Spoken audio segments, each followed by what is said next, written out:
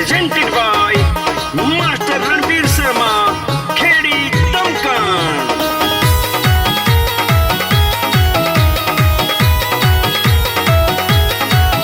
किसा चाला हो गया रे शिव भोले की बारात में। किसा चाला हो गया रे शिव भोले की बारात में। कोई घुट्टा ला रहा रे, कोई सुट्टा ला रहा रे, कोई घुट्टा ला रहा रे, कोई सुट्टा ला रहा रे। कोई सिर के तान पड़ा शिव भोले की बारात में। रे किसा चाला हो गया रे शिव भोले की बारात में।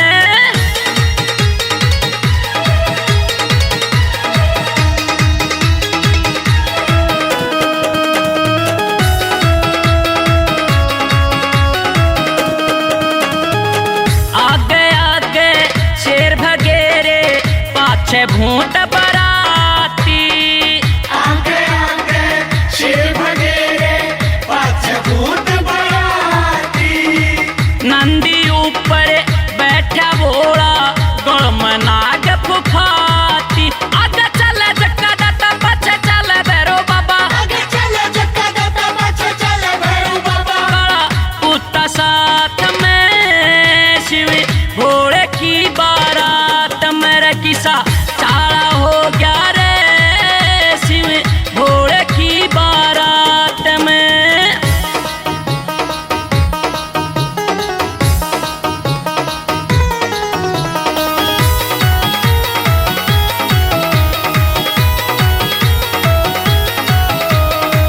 धूल मंडल हो रे सारे राख में लखपत हो रे। दूल्हा मंडल पूरे सारे राम लखपत हो रे। नाद बाजता सुने दूर ते सब मस्ती में खोरे। होरे सारे टूलम टूल गए सब पता ने भूल। और सारे टूलम टूल गए सब पता में भूल। भूल नशा हो रहा गात में शिव भोले की बारात में। रे किसा चाला हो गया रे शिव भोले की बारात में।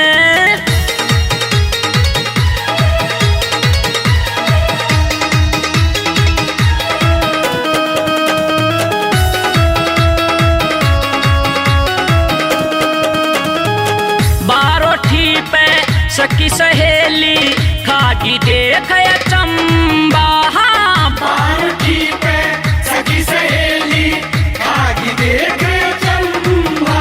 कोई लटा बधरा, कोई शरमंड हरा, कोई हांडे कटिए नंगा।